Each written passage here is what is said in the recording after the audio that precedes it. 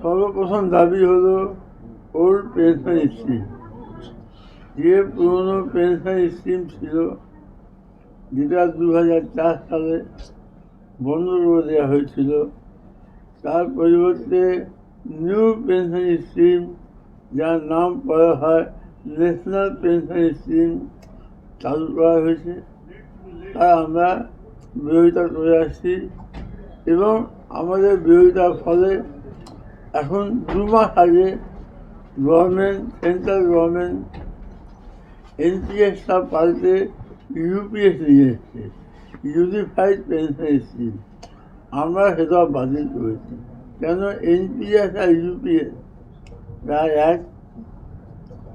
এনপিএসের নাম পাল্টে ইউপিএস, কিন্তু রেল শ্রমিকের যা প্রাপ্য সেটা রেল শ্রমিক পাচ্ছে না। আমাদের কথা হলো, আমরা বর্তমান সময় সারা জীবন রেলকে সেবা দেব এবং রিটায়ারমেন্টের পরে আমরা কার কাছে হাত পাতবো আর কেন পাতবো? আমাদের যখন এই পেনশন দেওয়া হয়, আমাদের পেনশন থাকবে। এই পেনশনটা বন্ধ করার বিরুদ্ধে আমরা সচ্চার হয়েছি। এটা আমাদের প্রথম দাবি। দ্বিতীয় দাবি হলো, আমরা চাই যাতে রেল শিল্প থাকুক। কেন? এখন যা দেখছি আমরা, আগামী দিনে রেল শিল্প কীভাবে থাকবে না থাকবে একটা প্রশ্নের মুখে। প্রাইভেটাইজেশন, আউটসোর্সিং, রেলের গুরুত্বপূর্ণ কাজ, সেফটি কনসার্ন কাজ, সেগুলো প্রাইভেটাইজে দিয়ে দেওয়া হচ্ছে। এগুলো আমরা বিরোধিতা করি।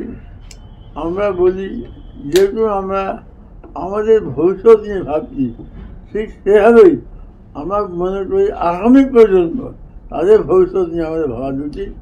আগামী প্রজন্ম কোথায় চাকরি পাবে, কীভাবে পাবে, কী করবে। সুতরাং রেলে বেসরকারিকরণ করতে দেব না। রেল জাতীয় সম্পদ এবং জাতীয় সম্পদ রাখতে হবে। রেলের বেসরকারিকরণ আমরা মানছি না। তৃতীয়, রেলে আজকের তারিখেও প্রায় 3 লাখের উপরে শূন্যপদ পড়ে আছে। যে দেশে কোটি কোটি বেকার, সেই দেশে 3 লক্ষ শূন্যপদ পড়ে আছে কেন? সুতরাং রেলে প্রত্যেকটা শূন্যপদ অবিলম্বে পূরণ করতে হবে এবং রেলকে জাতীয় সম্পদ রেল শ্রমিকের হাতে তুলে দিতে হবে। আজকে দেখবেন আপনার রেলের জমি বিক্রি হচ্ছে, রেলের জমি বেঁচে প্রাইভেট পার্টিকে দিয়ে যাচ্ছে, ওখানে মাল হবে, কলোনি হবে। আগামী দিনে কী হবে? আজকে রেল নিজের উন্নয়নের জন্য যখন জমি লাগে তখন জমি পায় না। আর আমাদের যা জমি আছে আমরা বিক্রি করে দিচ্ছি। তো আমরা এগুলো দাবিটা করছি। আপনার নামে ভুল করছে। আমার নাম বিনোদ শর্মা।